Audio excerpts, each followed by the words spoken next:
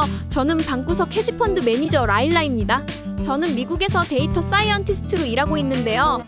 제 취미는 매일 주식 데이터를 받아 코드를 돌려 전략을 만들고 돈을 잃거나 벌든 제 돈을 투자해 전략을 실험해보는 것입니다. 오늘 S&P 500이 0.24%, 나스닥이 0.97% 상승하며 12월 첫 거래일을 맞이했습니다. 특히 S&P 500과 나스닥 지수 둘 다 새로운 최고치를 기록하며 상승세를 이어갔습니다. 11월은 2024년 최고의 달로 평가받을 만큼 선거 이후에 랠리가 강력했으며 대부분의 전문가와 시장 참여자들은 연말까지 완만한 상승세가 지속될 것으로 예상하고 있습니다. 2024년 남은 기간 동안 스마트 머니가 급격하게 포트폴리오를 조정할 가능성은 낮아 보이며 현재로서는 자금 이동이 점진적으로 이루어지고 있는 상황입니다. 앞으로 남은 주요 이벤트로는 연준의 금리 결정 발표와 고용 보고서 등이 있으며 외부 악재가 특별히 발생하지 않는 한 현재의 상승 흐름이 유지될 가능성이 높아 보입니다. S&P 500은 오늘 다시 한번 최고점을 돌파하며 상승세를 이어갔습니다. 언제나 최고점 돌파 후에는 잠시 쉬어가는 흐름을 보였다가 다시 상승하는 패턴이 반복되는 경우가 많습니다. 이러한 점을 고려했을 때 12월에도 상승세가 지속될 것으로 보이며 지수에 투자하신 분들은 보유 관점을 유지하는 것이 바람직하다고 생각됩니다. 오늘 12월 첫날에는 나스닥으로 엄청난 자금이 유입되었습니다. 특히 시가총액이 높은 빅테크에 자금이 몰리며 나스닥이 선거 이후 형성된 정고점을 돌파했습니다. 나스닥은 빅테크 기업들의 강력한 상승세가 지수 상승을 견인한 것으로 보입니다.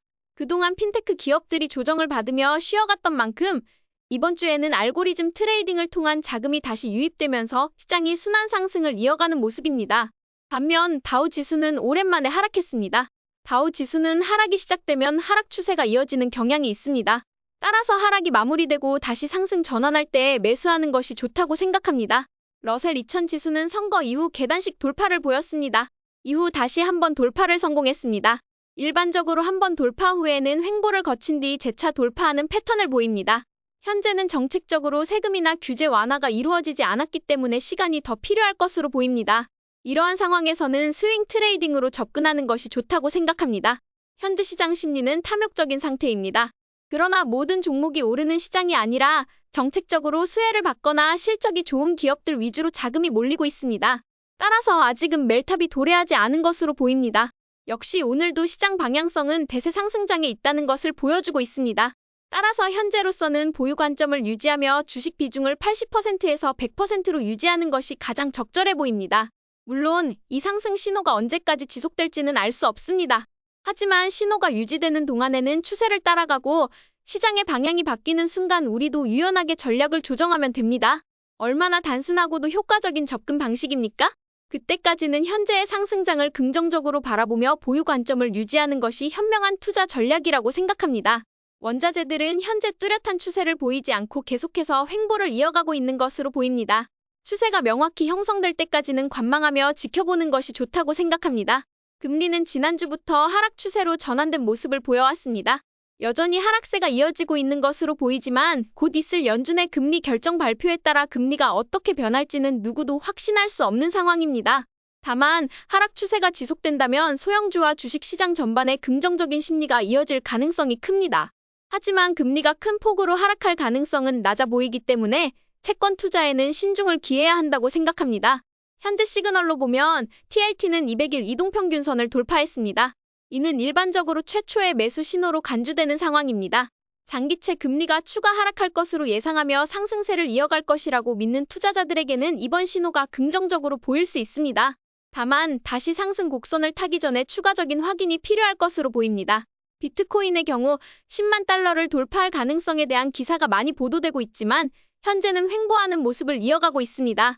저는 연말까지 10만 달러를 달성할 가능성이 있다고 생각하지만 역시 확실한 예측은 불가능하다고 봅니다. 따라서 현재의 횡보 상황에서 그리고 갑작스러운 급락이 발생할 때마다 꾸준히 비트코인을 매수하며 보유 비중을 늘려갈 계획입니다. 비트코인과 관련된 자산 중에서 현재 가장 주목할 만한 추가 매수 신호를 보이는 것은 코인베이스입니다. 코인베이스는 아직 명확한 매수 신호를 보여주고 있지는 않지만 최근 큰 변동성을 끝내고 상방 또는 하방으로 방향성을 결정하려는 모습을 보이고 있습니다. 어느 방향으로 갈지는 아직 알 수 없지만 만약 돌파가 발생한다면 추가 매수를 고려할 계획입니다. 이번 주는 빅테크들이 대부분 상승하며 월요일 장을 마감했는데요. 특히 메타가 눈에 띄는 상승세를 보이고 있습니다. 잠시 후 차트를 살펴보며 더 자세히 이야기하겠습니다. 일반적으로 자금은 순환하기 마련이라 현재 큰 흐름에서는 스마트 머니가 빅테크에서 일부 빠져나가는 것이 사실입니다. 하지만 알고리즘 트레이딩이 매주 특정 종목을 잡아올리고 내리는 흐름을 반복하고 있기 때문에 이번 주는 빅테크가 다시 주도적인 역할을 하고 있는 것으로 보입니다. 먼저 테슬라를 살펴보겠습니다. 테슬라는 현재 하락 후 10일 이동평균선에 근접한 시점에서 약간의 상승과 함께 돌파를 보이는 패턴을 세 번째 이어가고 있습니다. 대선 전에도 비슷한 돌파를 기록했고 대선 이후에도 급격한 상승 후 하락을 거쳐 10일 이동평균선에 가까워지면 다시 상승하는 패턴을 보여줬습니다. 이번에도 비슷한 흐름을 보이고 있어 아직 추가 상승 여력이 남아있는 것으로 보입니다. 따라서 금요일에 매수 기회를 놓치신 분들도 앞으로 유사한 패턴을 볼 가능성이 있다고 생각합니다. 테슬라는 이러한 패턴을 지속적으로 유지하며 우상향을 이어갈 가능성이 높다고 봅니다. 애플은 드디어 4개월간의 횡보를 마무리하고 오늘 돌파를 기록했습니다. 지난주에 공유드린 것처럼 저는 돌파 시점에서 추가 매수를 진행했습니다. 기존에 매우 낮은 가격대에서 매수를 시작했기 때문에 돌파 매수를 했음에도 불구하고 평균 매입가는 여전히 낮은 상태를 유지하고 있습니다. 앞으로도 지속적으로 지켜볼 계획입니다. 지난주 월요일에는 이미 상승 모멘텀 시그널이 발동되며 매수 신호를 보냈습니다. 다만 지난 4개월 동안 반복적으로 상승 모멘텀 신호가 무산된 경험이 있어 이번에는 약간 신중한 마음이 들었습니다. 하지만 애플이 꾸준히 돌파를 이어가는 모습을 보며 시장 참여자들의 애플 AI 에이전트와 관련된 기대감이 더욱 커지고 있다는 것을 느낄 수 있었습니다. 이러한 기대감이 애플 주식의 지속적인 상승 동력으로 작용할 가능성이 높아 보입니다. 세 번째로 살펴볼 매그니피센트 7 주식 중 하나는 메타입니다. 메타는 오랜만에 많은 상승을 기록했습니다. 메타는 여전히 횡보를 이어가는 모습이지만 돌파를 다시 시도하고 있습니다. 만약 이번 돌파가 확정된다면 추가 매수를 진행할 계획입니다. 다만 돌파가 확정되기 전까지는 가짜 신호일 가능성도 있으며 저항선에 부딪혀 다시 하락할 가능성도 있기 때문에 신중하게 지켜보는 것이 중요합니다. 구글 역시 오늘 긍정적인 신호를 보였습니다. 드디어 다시 한번 정배열을 이루며 마감했는데요. 최근 구글의 약세는 외부 악재에 기인한 것이었을 뿐 구글 자체 펀더멘털에는 큰 문제가 없는 것으로 보입니다. 오늘 주요 섹터 중 필수 소비재가 다시 정배열을 시작했습니다. 이는 월마트와 코스트코와 같은 기업들이 블랙 프라이데이와 앞으로 다가올 크리스마스 연휴 등 미국의 대규모 휴가 기간 동안 소비자들의 수요 증가로 인한 기대감으로 인해 상승세를 보였기 때문입니다. 이러한 기업들이 필수 소비재 섹터의 상승을 주도하고 있습니다. 저는 몇 주 전에 코스트코를 추가 매수했는데요. 필수 소비재가 그동안 공격적 상승장 속에서 힘이 없는 모습을 보였는데 연말의 특수성으로 인하여 상승하고 있는 모습을 보이고 있는 것 같습니다. 반면 반도체 섹터는 오늘 상승세를 보였지만 전체적인 흐름에서는 자금이 서서히 빠져나가고 있는 상황입니다. 현재의 상승이 지속될지 여부는 불확실하며 추가적인 상승 신호가 나타날 때까지 관망하는 것이 좋을 것으로 보입니다. 오늘의 분석 주제는 바이오텍 리더를 찾는 여정입니다. 제가 생각하는 주식시장 사이클은 언제나 일정한 패턴을 따라 움직입니다. 먼저 하락장이 오고 그 이후 바닥이 형성되면서 대상승장이 시작됩니다. 대상승장은 우리가 예상하지 못하는 가운데 200일 이동평균선을 돌파하며 시작되고 이후 이동평균선들이 정배열을 이루며 공격적 상승장으로 이어집니다. 이 과정에서 모든 사람들이 주식시장의 긍정적인 흐름을 이야기할 때 마지막 단계인 투기적 상승장이 도래합니다. 대형주가 먼저 상승하고 이어 중형주, 소형주 그리고 바이오텍 주식들이 상승을 주도합니다. 특히 투기적 상승장의 끝자락에서는 바이오텍 주식들이 가장 큰 상승을 보여주는 경우가 많습니다. 그렇기 때문에 저는 언제나 바이오텍 주식의 움직임을 주목하며 바이오텍의 강력한 상승이 나타날 때를 상승장의 마지막 단계로 봅니다. 현재 비트코인, 소형주, 중형주는 모두 상승을 이어가며 돌파 신호를 보여주고 있습니다.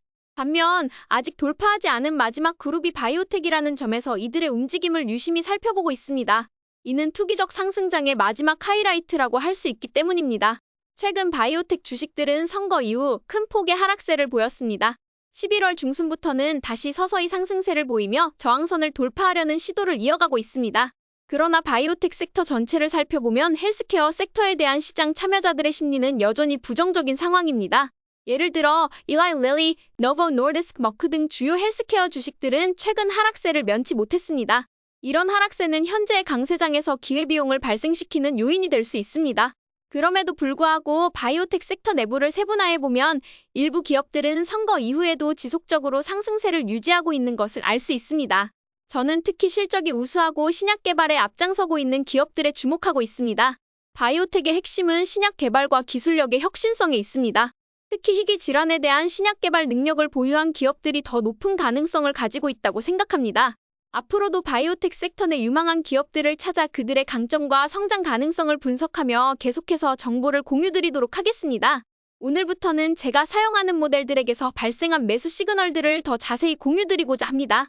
이전 영상들에서 말씀드렸듯 제 상승 모멘텀 모델은 주식 가격이 단기, 중기, 장기 이동평균선이 정배열을 이루는 순간을 의미하며 이러한 시점에서 매수하는 것을 상승 모멘텀 매수라고 정의합니다.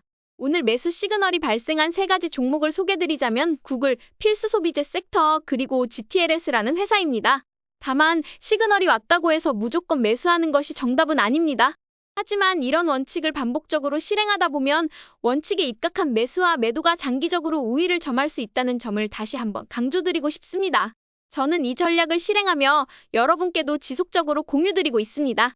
또한 제가 선호하는 또 하나의 매매 방식은 돌파 매매입니다. 돌파 매매를 실행할 때 가장 중요한 점은 다음과 같습니다. 첫째, 해당 종목이 이미 상승 모멘텀을 형성하고 있어야 합니다. 둘째, 내 포지션의 평균 단가가 충분히 낮은 상태에서 돌파 매수를 진행해야 합니다.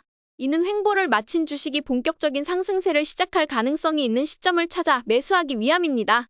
이처럼 돌파 매수는 적절한 타이밍과 조건에서 실행해야 하며 이를 잊지 않으셨으면 좋겠습니다. 오늘 저는 이러한 전략에 따라 애플과 트레이드 데스크를 매수했습니다. 그래서 오늘의 결론은 12월이 정말 좋은 출발을 보이고 있다는 점입니다. 하지만 스마트 머니들이 끊임없이 포트폴리오를 조정하고 있다는 사실은 우리가 잊지 말아야 합니다. 따라서 돈이 어디로 흘러가고 있는지를 주의 깊게 관찰해야 하며 어떤 주식이 단순히 단기 알고리즘에 의해 상승한 것인지 아니면 스마트 머니가 실적 개선과 함께 신뢰를 바탕으로 매수한 것인지를 명확히 구분해야 합니다. 이 두 가지를 구분하고 매수 매도를 진행하는 것이 결국 시장에서 우위를 점할 수 있는 전략이라고 생각합니다. 12월은 계절적 특성상 시장이 상승하는 추세를 보이는 시기이기 때문에 많은 투자자들이 기대감을 가지고 맞이하는데요. 그 이유 중 하나는 스마트 머니가 12월이라고 해서 갑작스럽게 포지션을 급격히 변경하지 않기 때문입니다. 하지만 한 가지 분명한 점은 12월에 들어가기 전에 흔히 말하는 tax loss harvest를 위해 손실이 큰 주식들을 매도하는 경향이 있다는 것입니다. 이로 인해 하락하는 주식은 더 하락하고 상승하는 주식은 더 상승하는 경향이 강해집니다. 따라서 지금까지 하락했던 주식을 12월이라고 해서 단순히 저가 매수를 노리고 사는 것은 매우 위험합니다. 이런 시점에서의 무작정 매수는 큰 손실로 이어질 수 있습니다. 그렇기 때문에 물려도 리더 주식에 아님 지수 투자에 물리는 게 좋다고 생각합니다. 오늘도 저희 전략이 재미있으셨다면 좋아요와 구독 버튼 눌러주세요. 지금까지 방구석 헤지펀드 매니저 라일라였습니다.